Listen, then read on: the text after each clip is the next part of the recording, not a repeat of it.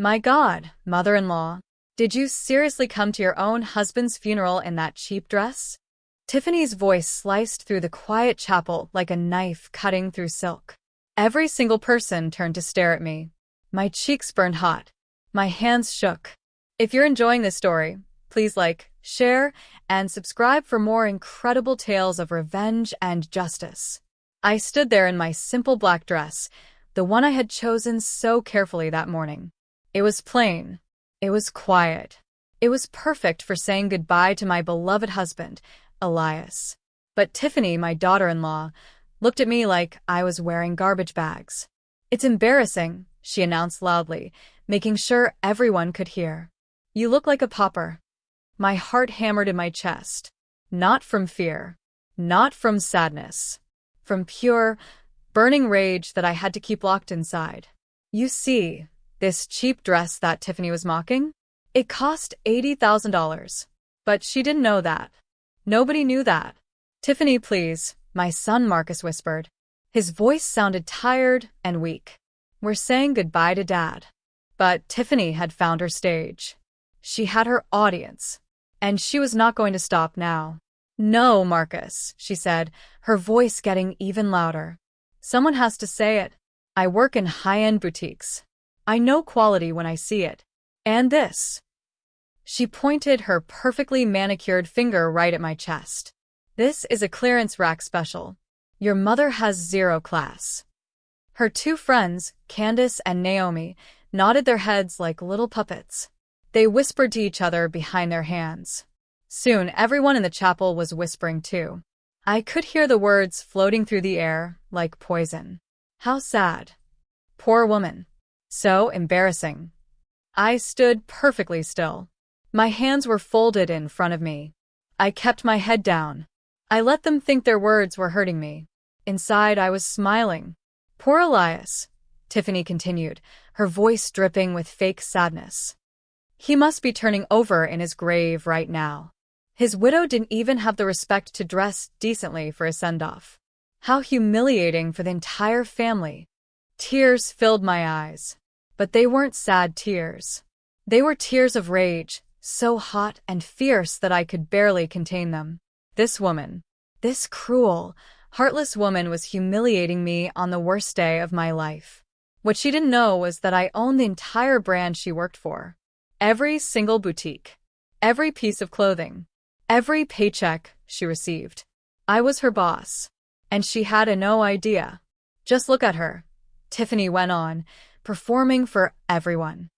She can't even afford a decent dress. Marcus, you really should give your mother some money so she can buy something appropriate. I wanted to laugh. My closet at home held over 200 designer dresses. My bank account had more zeros than there were days in a year. And in my private office, Tiffany's termination letter was already written and waiting for my signature. My daughter, Belle, touched my arm gently. Mom, she whispered, don't listen to her. She's being cruel. But I needed to listen. I needed Tiffany to keep talking. I needed her to dig her grave even deeper. You know what, Marcus? Tiffany turned to her husband dramatically. When we have children, I hope they never end up like your mother. So utterly basic. She looked at me with such pity in her eyes. Such fake, disgusting pity. Look at her. She doesn't even know how to dress for such an important occasion. Her friends giggled. Candace leaned forward and said loudly, It's true, Tiff. I work in retail too. That dress couldn't have cost more than $100. If only they knew. The mother-of-pearl buttons on my dress alone cost $500 each. Exactly, Candace, Tiffany said triumphantly. That's why I say she has no class. At the boutique where I work, we cater to sophisticated clients. Women who truly understand fashion and elegance. She waved her hand at me like I was nothing, like I was trash. My son Marcus looked uncomfortable. His face was red. His eyes darted around nervously. But did he say anything? Did he defend his own mother? No. He stayed quiet like the coward he'd always been. Tiffany, that's enough, Belle finally said, her voice sharp. No, I said softly, making my voice sound broken and weak. Let her be. She's right. I don't understand these elegant things like she does. Tiffany's smile grew huge. She had won. Or so she thought. At least you admit it, she said. Look, mother-in-law, it's not your fault you were born without good taste. But you could at least make an effort not to embarrass the family in public. Her friends actually clapped. Quietly, but they clapped. Naomi added with a sugary sweet voice, "Oh, the poor thing. It must be so hard not having the resources to dress appropriately." Precisely, Tiffany continued, getting bolder with every word. Imagine showing up to your own husband's funeral dressed like you're running to Walmart for groceries. She just has no common sense. The whispers got louder. More people were talking now. Judging me. Pitying me. Perfect. The more people who saw this, the more people who witnessed Tiffany's cruelty, the sweeter my revenge would taste. And those shoes, Tiffany went on, pointing at my classic black pumps. They look like something you'd find at a flea market. Goodness, if I were her, I'd be ashamed to leave the house like that. Those pumps were custom-made. They cost $12,000. But she would never know. Not yet. Tiffany leaned in close to me. Close enough that I could smell her expensive perfume. The perfume she bought with the money from the job I gave her. Look, mother-in-law, she said in a voice that sounded kind but felt like knives. I know you don't have much money, but the next time you need to dress for something important, I can lend you something from my wardrobe. I have connections at the best stores. The irony was delicious. This woman, who earned barely $3,000 a month selling MY clothing in MY boutique, was offering to lend me dresses. If only she knew that I personally signed her paycheck every month. That's very kind of you, Tiffany, I said, making my voice tremble. But I wouldn't want to cause you any trouble. It's no trouble, she replied with that fake plastic smile. It's Christian charity.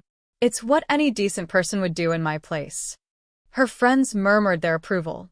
Candace actually said, "You're an angel, Tiff." Not everyone would be so generous to someone so limited. Limited. That word echoed in my brain like a bell ringing. If only they knew that my limitations included owning 17 luxury boutiques, 3 textile factories, and a fortune exceeding $100 million.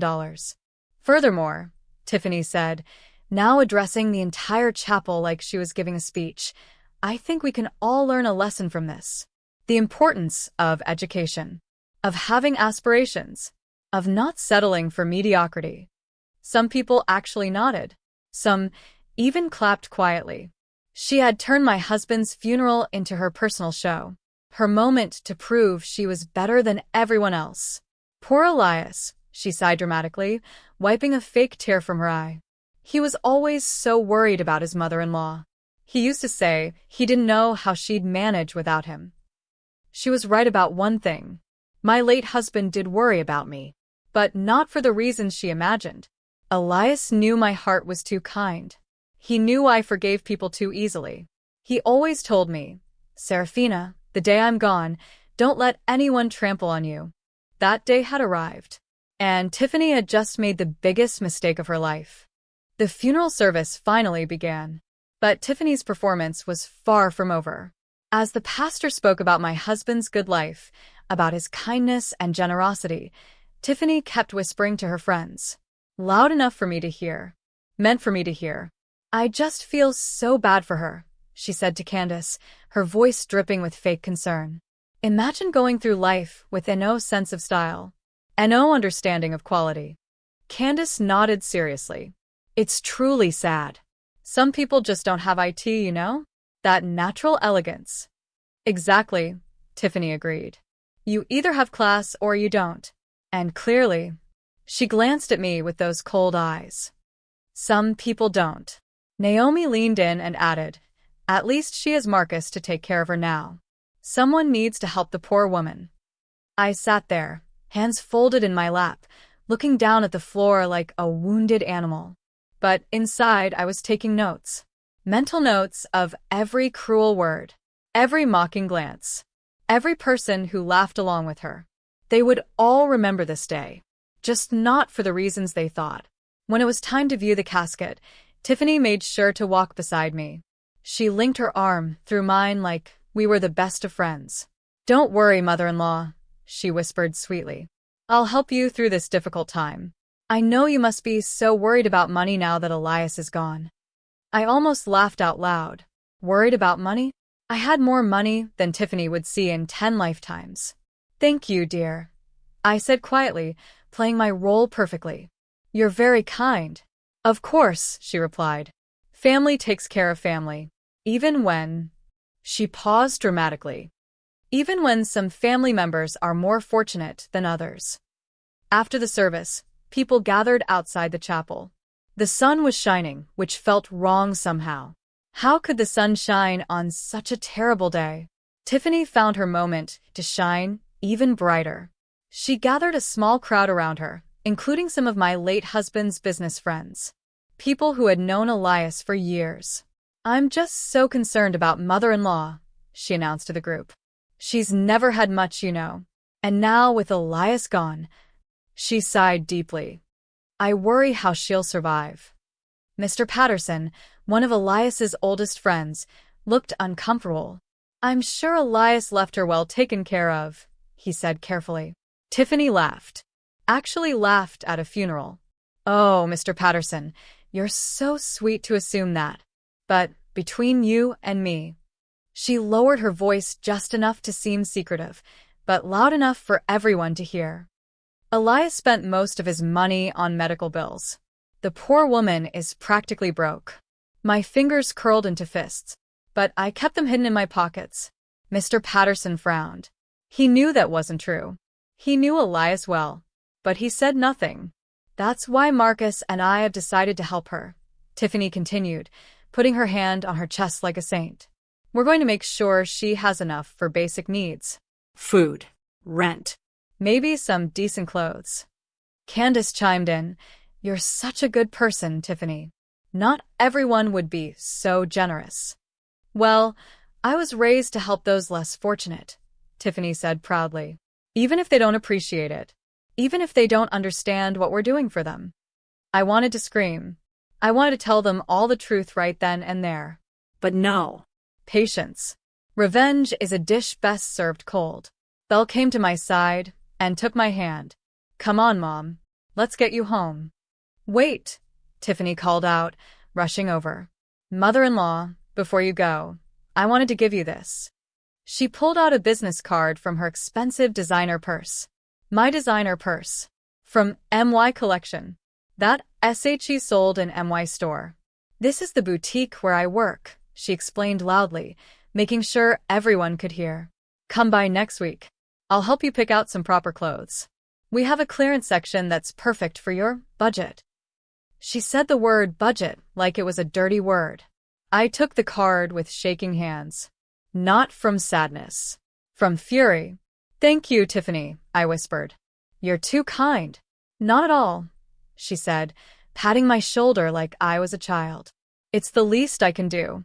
After all, you can't keep walking around looking like that." Her friends giggled behind their hands. Marcus finally spoke up. "Tiffany, maybe now isn't the time." "Oh, Marcus, hush," she interrupted. "Your mother needs help. Someone has to be honest with her. Someone has to tell her the truth." The truth. Oh, how I wished I could tell her the truth right then. The truth that I was the owner of that boutique she was so proud to work at. The truth that every dollar she earned came from MY Company. The truth that I could end her career with one phone call. But I stayed quiet. I nodded. I played the role of the poor, helpless widow. "You know what?" Tiffany said suddenly, her eyes lighting up with a terrible idea. "Why don't you come to the boutique this Saturday? I'll introduce you to my manager.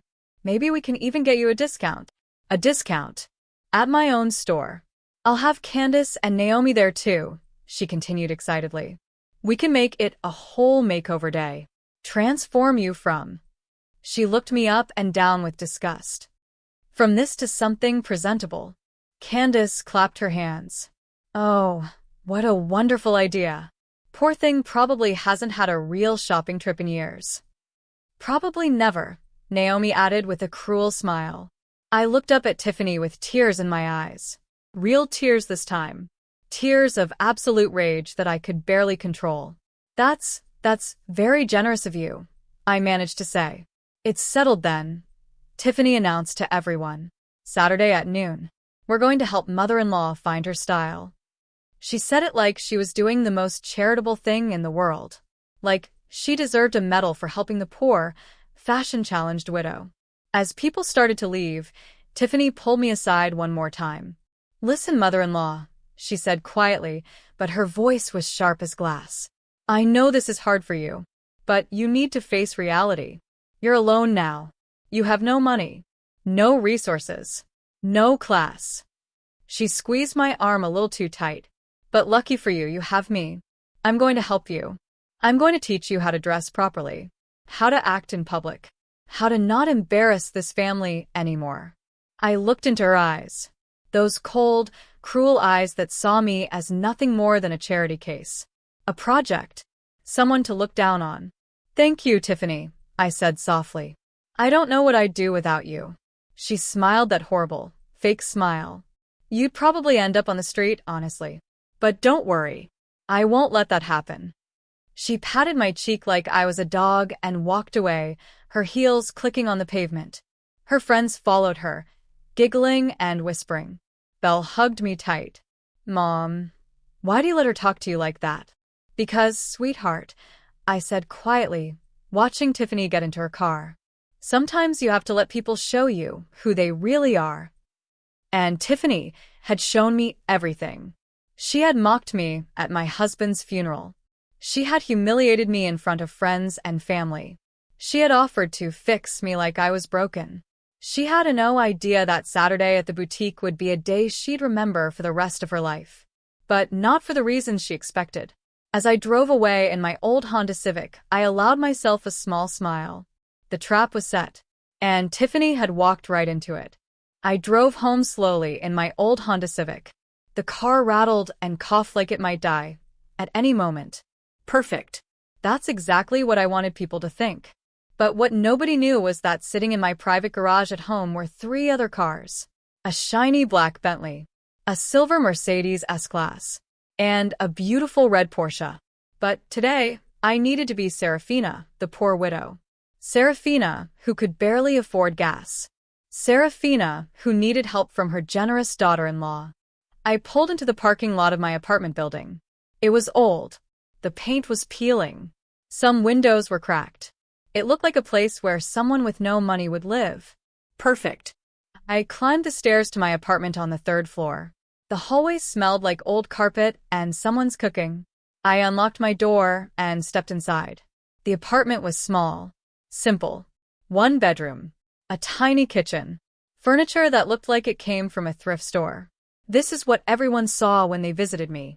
This is what Marcus and Belle thought was my real life. But they didn't know about the secret. I kicked off my $12,000 pumps and poured myself a glass of wine. Not just any wine. This bottle cost $5,000. But if anyone asked, I bought it on sale at the grocery store. My phone rang. It was Belle. Mom, are you okay? Her voice was full of worry. I'm so sorry about what happened today. Tiffany was horrible. Don't worry, sweetheart, I said, making my voice sound tired. I'm used to her comments. But it's not right, Mom. She can't treat you like that. Especially not at Dad's funeral. Belle was a good daughter. A kind daughter. But she didn't know the truth about who I really was. I had decided years ago to keep my children in the dark about my money. It was safer that way. I could see who people really were when they thought I had nothing. And boy, had I learned a lot about Tiffany. I'm going to talk to Marcus tomorrow, Belle continued. He needs to control his wife. No, please don't, I said quickly. I don't want to cause problems in their marriage. But the problems were already brewing. Tiffany just didn't know it yet. After I hung up with Belle, I walked to my bookshelf. It was filled with old books that nobody ever read. I reached behind a thick dictionary and pressed a hidden button. Click. The entire bookshelf swung open like a door. Behind it was my secret room. This was where I kept my real life. My true life. The life that nobody knew about. The room was beautiful. Expensive paintings hung on the walls. A huge mahogany desk sat in the center. And behind the desk were filing cabinets filled with papers. Important papers. Business contracts. Bank statements. Property deeds. Employee files. I sat down at my desk and opened my laptop. The screen glowed to life, showing me the dashboard of my fashion empire. 17 luxury boutiques across the country. 3 textile factories. And a personal fortune of over $100 million. All of it mine. Built by me over 30 years of hard work. My husband Elias had known, of course. He had been so proud of me. He always said, "Serafina, you're the smartest woman I know. But be careful. Not everyone deserves to know your secrets." He was right. I pulled out a specific file from my cabinet. The employee records for my flagship boutique. The one in the city. The fancy one where all the rich ladies shopped. The one where Tiffany Albright worked. I opened her file and spread the papers across my desk. Tiffany Albright. Sales associate, level 2. Base salary, $3,000 per month, plus commission. I read through her employment history carefully. 3 warnings for being late to work. 2 customer complaints about her being rude and dismissive. And a report from her supervisor that said, "Employee shows unwarranted sense of superiority. Talks down to customers she perceives as lower class. Requires additional training in professional conduct." I smiled. Oh, this was too perfect. Tiffany thought SHE was superior? Tiffany thought SHE understood fashion and elegance? She was selling MY designs, wearing MY brand, taking home a paycheck with MY signature on it. And she had no idea. I picked up my private phone. The one I only used for business. The one that had a different number than the phone my children knew about. I dialed my HR director, Janice. "Coleman Fashion Empire, Janice speaking." She answered professionally. "Janice, it's me," I said quietly. Her voice changed immediately. "Miss Coleman. Oh my goodness, I'm so sorry for your loss. How are you holding up?" Miss Coleman. That was my business name. My real name. Serafina Coleman, founder and CEO of Coleman Fashion Empire. But to my family, I was just Serafina. Poor, simple Serafina who married a man named Elias and took his last name. Nobody knew that I had kept my business name separate. Nobody knew that the famous Coleman brand was mine. "Thank you, Janice," I said. "But I need you to handle something for me. Something personal." "Of course. Anything you need." "There's an employee at our flagship store. Tiffany Albright." I heard Janice typing on her computer. "Yes, I have her file here. Sales associate. Is there a problem?" "Not yet," I said slowly. "But there's going to be. I need you to do something for me on Saturday." I explained my plan carefully. Every detail. Every step. Janice was quiet for a moment. Then she said, "Miss Coleman, that is absolutely brilliant. She won't know what hit her." "Good," I replied. "Make sure everything is ready. I want this to be perfect." "It will be. I promise." After I hung up, I leaned back in my expensive leather chair and closed my eyes. Tomorrow was Wednesday. Thursday and Friday would be preparation days. And then Saturday would be the day Tiffany learned the truth. I opened my eyes and looked at another file on my desk. This one contained photos. Photos of me at fashion shows in Paris. Me accepting awards for design excellence. Me shaking hands with celebrities who wore MY clothes. In those photos, I looked different. My hair was styled perfectly. I wore expensive jewelry, designer glasses, professional makeup. I looked like the powerful businesswoman I was. But in my everyday life, I dressed down, way down. I wore my hair simple. No fancy jewelry. No makeup. Cheap glasses from the drugstore. Nobody recognized me. Not even my own daughter-in-law, who worked for my company. It was the perfect disguise. I pulled out my phone and looked at the business card Tiffany had given me today. The card for my own boutique. Coleman's Luxury Fashion. It said in elegant letters, "Where sophistication meets style." Under that was the address and phone number. and at the bottom, in smaller letters, Tiffany Albright, Senior Sales Associate. Senior Sales Associate. She had given herself a promotion on her own business cards. I would have to talk to her manager about that. Oh wait, I was her manager. I was everyone's manager. I laughed out loud in my secret room. The sound echoed off the walls. Tiffany had no idea what was coming. She thought Saturday was going to be her chance to humiliate me even more, to parade me around her workplace like a charity case, to show her coworkers how generous she was to the poor, helpless mother-in-law. But instead, Saturday was going to be the day her entire world came crashing down. I stood up and walked to my closet. Not the small closet in my fake bedroom. The real closet. The one hidden behind another secret door. I opened it and looked at my collection. Over 200 designer dresses. Some of them one-of-a-kind pieces. Some of them worth more than most people's cars. I ran my fingers over the fabrics. Silk. Cashmere. The finest materials in the world. On Saturday, I would wear something special. Something that would make Tiffany's jaw drop to the floor. But first, I had to make a few more preparations. I sat back down at my desk and made a list. Call the boutique manager and arrange a special meeting for Saturday. Prepare my transformation, hair, makeup, proper clothes. Invite certain special guests to witness the event.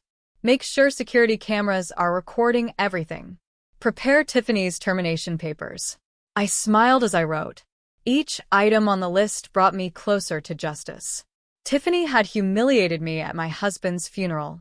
She had mocked my clothes, my taste, my entire life. She had done it in front of friends and family. She had done it on the worst day of my life. And now she was going to pay. Not with violence. Not with screaming or fighting. With the truth. The truth that she was nothing. That she had been working for me all along. That every cruel word she said had been said to her own boss. I picked up my phone and made the first call. Marcus. I said when my son answered. It's Mom. Mom, are you okay? He sounded guilty. Good. He should feel guilty. I'm fine, dear. I just wanted to tell you something.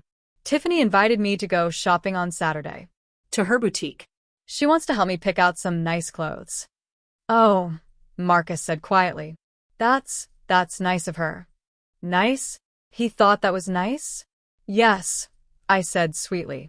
I'm very grateful. She's such a generous girl. You're lucky to have her. Thanks, Mom. Listen about today. Don't worry about it, Marcus.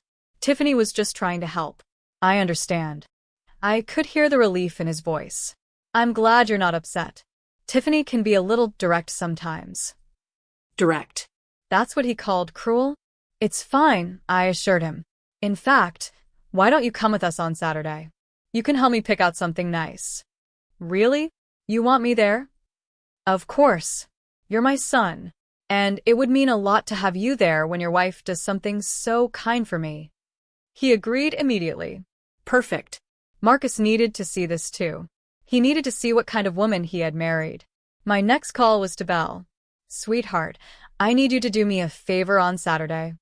One by one, I made my calls. Set up my pieces on the chessboard. Arranged everything perfectly. By the time I was done, the sun had set. My secret room was dark except for the glow of my computer screen. I looked at Tiffany's employee photo on the screen. She was smiling that fake plastic smile. Looking so proud of herself. Enjoy these last few days, Tiffany. I whispered to the photo. Because Saturday, your whole world is going to change. I closed my laptop and left my secret room. The bookshelf swung shut behind me with a soft click. I walked to my bedroom and changed into simple pajamas. The kind a poor widow would wear. Tomorrow, I would wake up and be poor Serafina again. Helpless Serafina. Serafina, who needed saving. But on Saturday? On Saturday, I would be Serafina Coleman.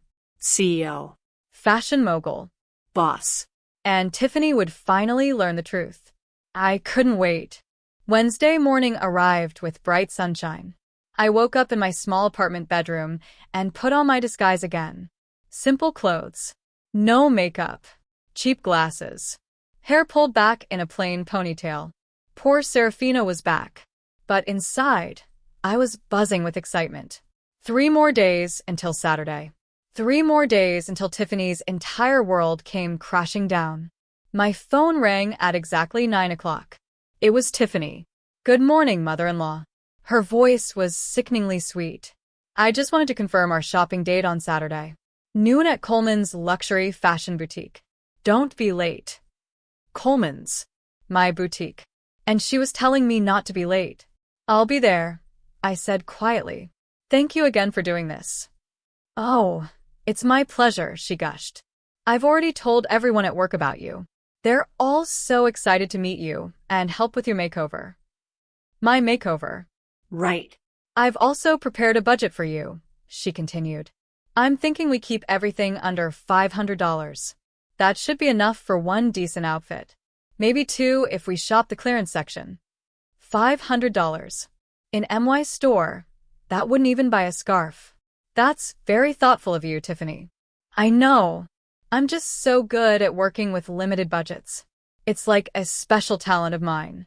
I've helped so many unfortunate customers find affordable options." Unfortunate customers. She meant poor customers. Customers she looked down on. "I'll see you Saturday then," I said. "Can't wait," she sang out. "This is going to be so much fun." Bye. She hung up, and I sat there holding my phone, smiling. "Oh yes, Tiffany. It's going to be fun. Just not the kind you're expecting." I spent Wednesday morning making more preparations. I called Janice again to confirm every detail of Saturday's plan. "Everything is ready, Miss Coleman," she assured me. "The boutique manager knows to expect you. Security cameras will be recording, and I've prepared all the necessary documents." "Perfect," I said. "What about the guest list?" "I've personally called everyone you requested. They're all very interested in attending, especially after I explained the situation." "Excellent work, Janice." "If I may say so, Miss Coleman, this is going to be legendary." I laughed. "Let's hope so." Thursday arrived, and Tiffany called me again. "Mother-in-law, I've been thinking. You should probably prepare yourself mentally for Saturday." "Prepare myself?" Yes. "The boutique where I work is very high-end. The customers there are sophisticated, elegant, wealthy. They might stare at you when you walk in." She was warning me that I might embarrass her. "I'll try not to draw attention," I said meekly. Good. "Also, please don't touch anything expensive. Some of the dresses cost thousands of dollars. If you damage something, you'd have to pay for it. And we both know you can't afford that." Thousands of dollars. If only she knew that I designed those dresses. That every piece in that store came from MY imagination. "I'll be very careful," I promised. "I knew you'd understand." Oh. "And one more thing. Try to dress a little nicer than you did at the funeral. I don't want my coworkers to think I'm related to someone who shops at thrift stores." "Too late, Tiffany. You already told them that." "I'll do my best." "Great. This is going to be amazing. I can already imagine the look on everyone's faces when they see your transformation. From drab to, well, slightly less drab." She laughed at her own joke. I wanted to reach through the phone and strangle her. But patience. Just 2 more days. Friday morning, I went to my secret room early. I had a lot of work to do. First, I chose my outfit for Saturday. It needed to be perfect. Something that would make a statement. I finally selected a stunning designer dress. It was one of MY Designs, of course, from the limited collection that only sold to exclusive clients. The dress cost $30,000. It was emerald green silk with intricate beading. Elegant, sophisticated, powerful. I pulled out matching shoes. Custom-made Italian leather heels that cost $8,000. And jewelry. Oh, the jewelry. A diamond necklace worth $50,000. Earrings worth $20,000. Altogether, my Saturday outfit was worth over $100,000. I couldn't wait to see Tiffany's face. Next, I called my personal stylist. Yes, I had a personal stylist. Her name was Marie, and she had been styling me for fashion shows and business events for 15 years. Marie, I need you for a special appointment on Saturday morning. Of course, Miss Coleman. What's the occasion? Revenge, I said simply. Marie laughed. My favorite kind of appointment. I'll bring everything we need. Friday afternoon, Tiffany called again. Again. This woman couldn't stop talking. Mother-in-law, I have wonderful news. I told my manager about you, and she's agreed to give you a special discount. 20% off clearance items. 20% off clearance. In my own store. How generous. That's very kind, I managed to say. I know. I had to do some serious convincing. My manager usually doesn't give discounts to just anyone. But I explained your situation, and she felt sorry for you. My situation. My supposed poverty.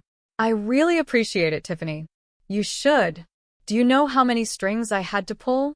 I basically put my reputation on the line for you. Your reputation. Oh, honey. After tomorrow, you won't have a reputation. I won't let you down, I said. Good. Now, I've created a whole plan for tomorrow. First, we'll start in the clearance section. I'll help you find something that doesn't look too cheap. Then we'll work on accessories. Maybe a nice scarf to distract from your face. To enhance your features. To distract from my face? Then, if there's time, we'll look at shoes. You desperately need new shoes. Those things you wore to the funeral were tragic. My $12,000 custom pumps were tragic. Sure, Tiffany. Sure.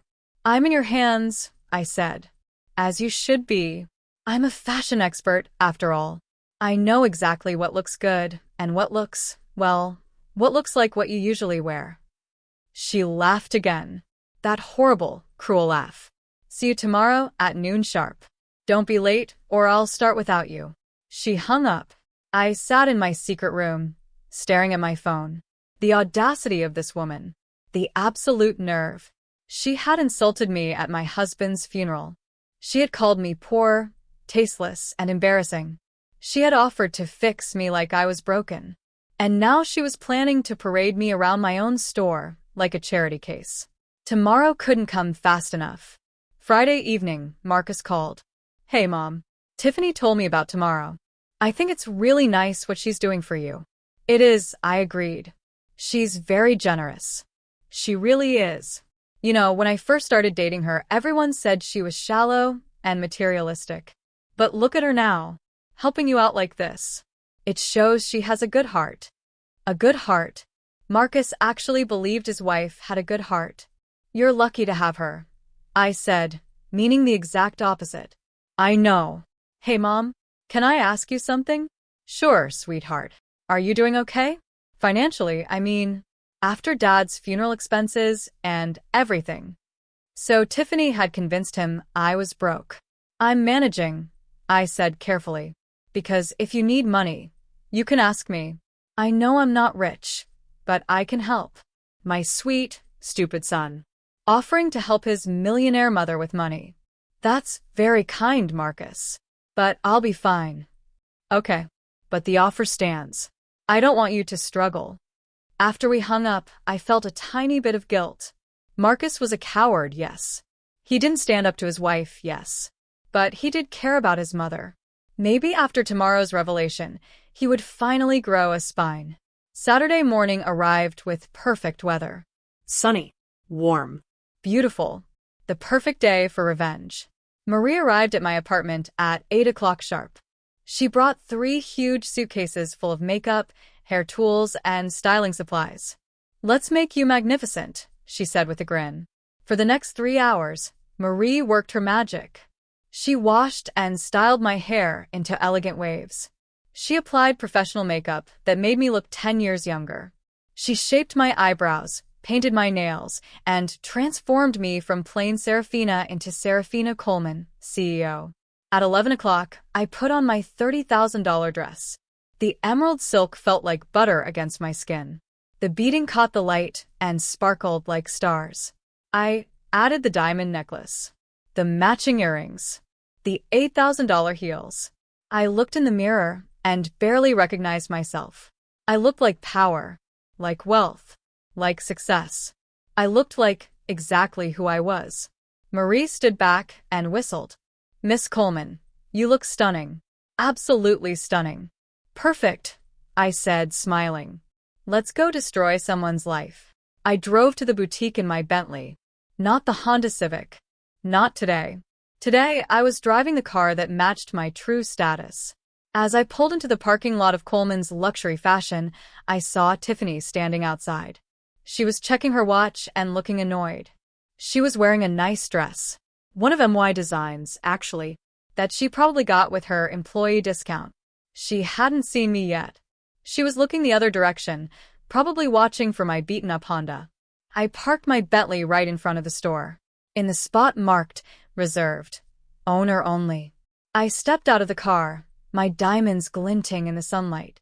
Tiffany turned around, and her face went completely white. She stared at me like she was seeing a ghost. Her mouth fell open. Her eyes went wide. She looked at my dress, my jewelry, my car, my hair, my makeup. She looked at me, and suddenly her brain started putting the pieces together. I could see it happening. See the realization dawning in her eyes. See the horror spreading across her face. Hello, Tiffany, I said calmly, walking toward her. Thank you so much for inviting me to your workplace. Or should I say, my workplace. She couldn't speak. She just stood there, frozen. Behind her, the boutique doors opened. Out walked Janice, my HR director. Behind her was Margaret, the boutique manager. Behind her were several other employees. And behind them, Marcus and Belle.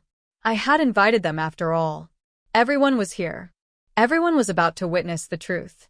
Shall we go inside? I asked sweetly. I believe we have some shopping to do. And possibly some other business to handle. Tiffany's legs were shaking. Her face had gone from white to green. She finally found her voice. You're Serafina Coleman. I finished for her. Founder and CEO of Coleman Fashion Empire. Owner of this boutique. And your boss. I smiled. Surprise. The color drained from Tiffany's face completely. She looked like she might faint right there on the sidewalk. But you're? She stammered, her voice barely a whisper. You can't be. Can't be what, Tiffany? I asked sweetly, stepping closer. Can't be successful? Can't be wealthy? Can't be your boss. Her mouth opened and closed like a fish gasping for air. No words came out. Marcus stepped forward, looking confused. Mom? What's going on? Why are you dressed like that? Yeah, Mom. Belle added, her eyes wide. You look amazing, but I don't understand. I turned to my children with a gentle smile. I'm sorry I kept this from you both. But let me explain. I am Serafina Coleman, founder and CEO of Coleman Fashion Empire. I've owned this company for 30 years. These 17 boutiques? They're all mine. Belle's hands flew to her mouth. What? Marcus just stared. That's impossible. You live in a tiny apartment. You drive an old car. I pretended to be poor. I finished for him. I wanted to see who people really were, who would treat me with kindness when they thought I had nothing, and who would show their true colors. I turned back to Tiffany, who was now visibly shaking. And Tiffany showed me exactly who she is. Didn't you, dear? Tiffany's friends Candace and Naomi had arrived too. They stood behind Tiffany, looking just as shocked. At my husband's funeral, I continued, my voice getting stronger. Tiffany mocked my $80,000 dress. She called it cheap. She said it looked like a clearance rack special. Margaret, the boutique manager, gasped.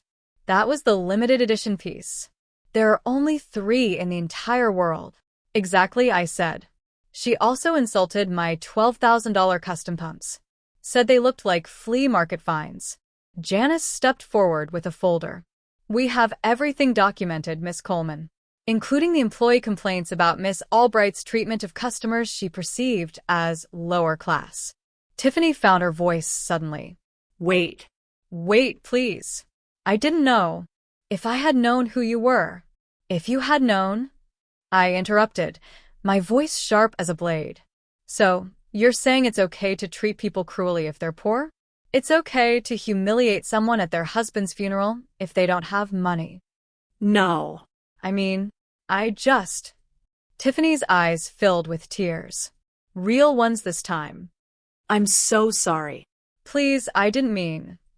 You didn't mean to call me tasteless? I asked. You didn't mean to say I had no class? You didn't mean to offer me charity because I was limited?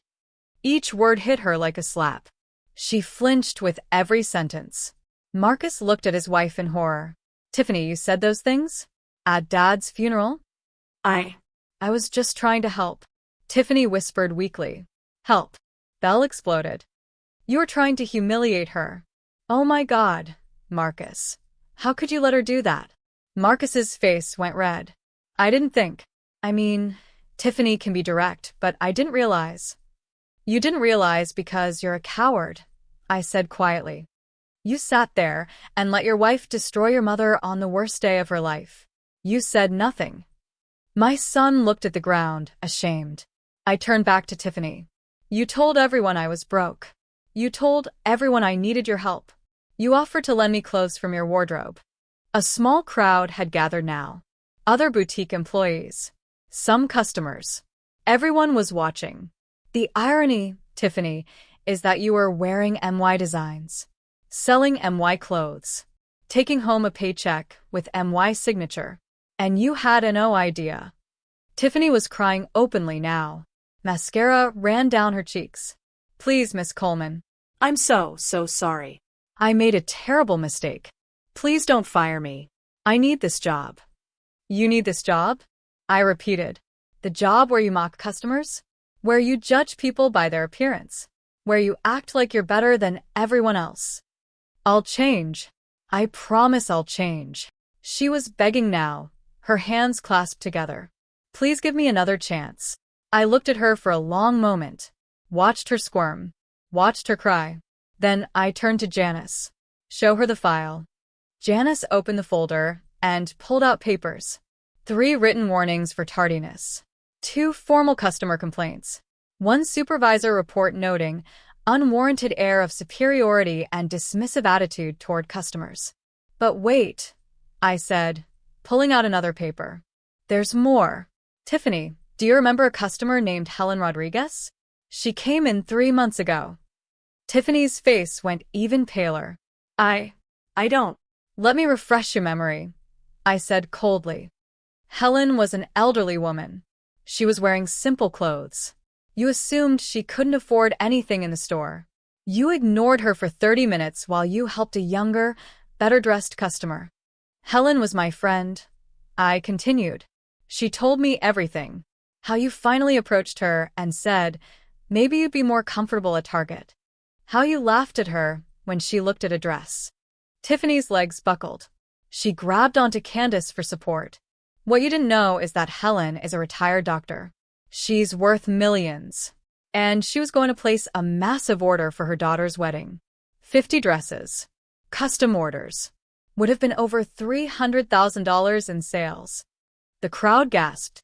But because of your rudeness, she took her business elsewhere. You cost this store $300,000. You cost your own commission over $30,000 because you judged someone by their appearance. Margaret's eyes were wide. I never knew. Miss Coleman, I'm so sorry. If I had known. It's not your fault, Margaret. Tiffany is very good at hiding her cruelty. Aren't you, Tiffany? Tiffany sobbed. I'm sorry. I'm so sorry. Please. I have rent to pay. Bills. I can't lose this job. You should have thought about that before you humiliated me at my husband's funeral, I said flatly. I turned to Janice. Give her the papers. Janice handed Tiffany an envelope. Your termination notice. Effective immediately. Security will escort you out. No, Tiffany screamed. Please. No. I'll do anything. You're also being blacklisted. I continued calmly. Every boutique in the city will know what you did. Your reputation in the fashion industry is finished. Candace and Naomi tried to back away, but I stopped them. Oh no, ladies. Don't think you're off the hook. I remember you both laughing along, agreeing with everything she said, calling me limited and poor thing. They froze. You don't work for me, so I can't fire you, but I can make some phone calls. See, I know the owners of the stores where you work. We're all part of the same fashion network. Candace started crying too. Please no. We were just following Tiffany's lead. Following her lead in cruelty? I asked. That's your defense. Naomi fell to her knees. We're sorry.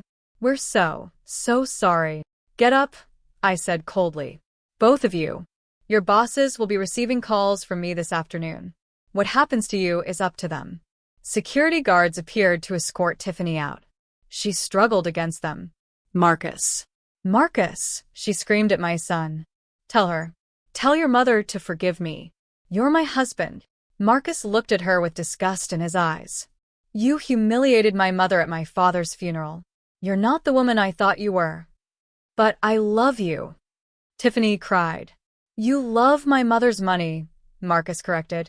Now you know she has money, suddenly you care. But when you thought she was poor, you treated her like garbage. The security guards dragged Tiffany toward the exit. She was screaming and crying. Please. Please. I'll do anything. Miss Coleman. Serafina. Please. The doors closed behind her. The screaming faded. Silence fell over the boutique. Then, slowly, the crowd began to clap. It started with one person, then another. Then everyone was applauding. Margaret stepped forward. Miss Coleman, on behalf of the entire staff, I apologize. We should have caught her behavior sooner. It's not your fault, Margaret. Some people are very good at hiding who they really are. Belle hugged me tight. Mom, I can't believe you kept this secret for so long. You're amazing. I'm sorry I didn't tell you, sweetheart. But now you know. Marcus approached slowly. Mom, I'm so sorry. I should have defended you. I should have stood up to her. Yes, I agreed. You should have. But now you know what kind of person she really is. I'm going to file for divorce, he said quietly. I can't be married to someone so cruel. I touched his cheek gently. That's your decision to make, son. But yes, I think it's the right one. Mr. Patterson, my late husband's friend, stepped forward. Serafina, Elias would be so proud of you right now. He always said you were the strongest woman he knew. Tears filled my eyes. Real tears this time. Thank you. I miss him so much. He's watching over you, Mr. Patterson said. And he's smiling. If you loved the story of justice and revenge, please like this video, share it with someone who needs to see it, and subscribe for more incredible true stories. Drop a comment below telling me what you would have done in this situation. Later that evening, I sat in my real home. Not the tiny apartment. My actual house. The beautiful mansion that nobody knew about. Belle and Marcus were with me. We sat in my living room, surrounded by luxury. So, Mom, Belle said, looking around in wonder. This is where you really live. This is it, I confirmed. I kept the apartment as a disguise. This has been my real home for 20 years. Marcus shook his head. I feel like such an idiot. All this time, I thought you were struggling. I even offered you money. You offered because you care, I said gently. That's what matters. But I let Tiffany treat you horribly, he said, his voice breaking. I'm the worst son in the world. No, I said firmly. You made mistakes. But you're here now. You're seeing the truth now. That's what counts. Belle poured us all wine. The good wine. The expensive kind. So what happens now? She asked. Now. I smiled. Now we move forward. No more secrets. No more pretending. I'm done hiding who I am. Good, Belle said. Because, Mom, you're incredible. You built an empire. You should be proud. I am proud, I admitted. But I'm also grateful. Grateful for this lesson. Grateful that I saw Tiffany's true colors before it was too late. My phone buzzed. It was a text from Janice. Tiffany tried to apply at 3 different boutiques today. All 3 turned her down. Word spreads fast in this industry. I showed the text to my children. Good, Marcus said firmly. She deserves it. We sat together, talking and laughing, really connecting for the first time in years. My husband Elias was gone, but his memory lived on. His wisdom lived on. He had told me, "Don't let anyone trample on you." And today I hadn't. I had stood up for myself. I had shown my strength. I had gotten my justice.